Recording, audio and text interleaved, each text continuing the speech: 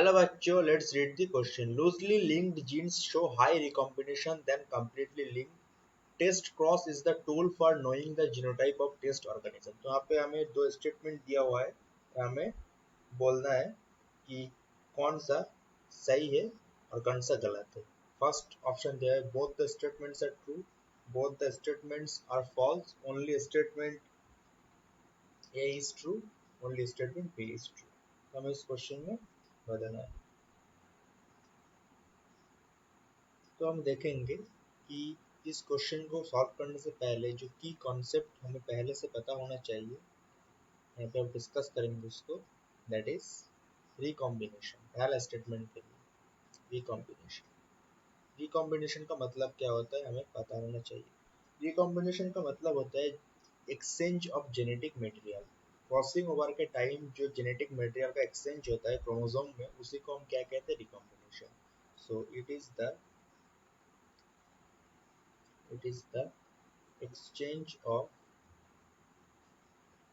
genetic materials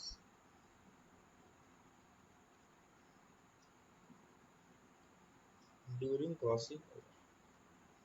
during crossing over इसको हम बोलेंगे रिकॉम्बिनेशन. अब यहाँ पे बोल रहे हैं कि loosely linked genes show high recombination than completely linked. ये बिल्कुल सही स्टेटमेंट है, क्योंकि यहाँ पे अगर हमने मान लिया कि हमारे पास ये क्रोमोसोम है, ये दो क्रोमोसोम हमने मान लिया, तो यहाँ पे बोला लूजली लिंक्ड जीन, मतलब ये एक सामने मान लिया कि यहाँ पे एक जीन है और यहाँ पे एक जीन है, तो यहाँ पे क्रॉसिंग ओवर होने का चांस जो है ज्यादा रहेगा.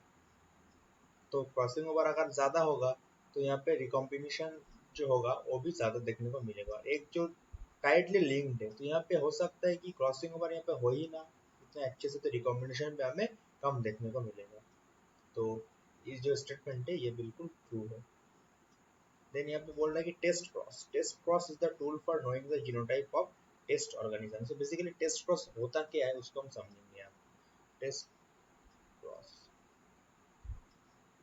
हमारे पास एक टॉल, हमने मान लिया कि टॉल प्लांट है.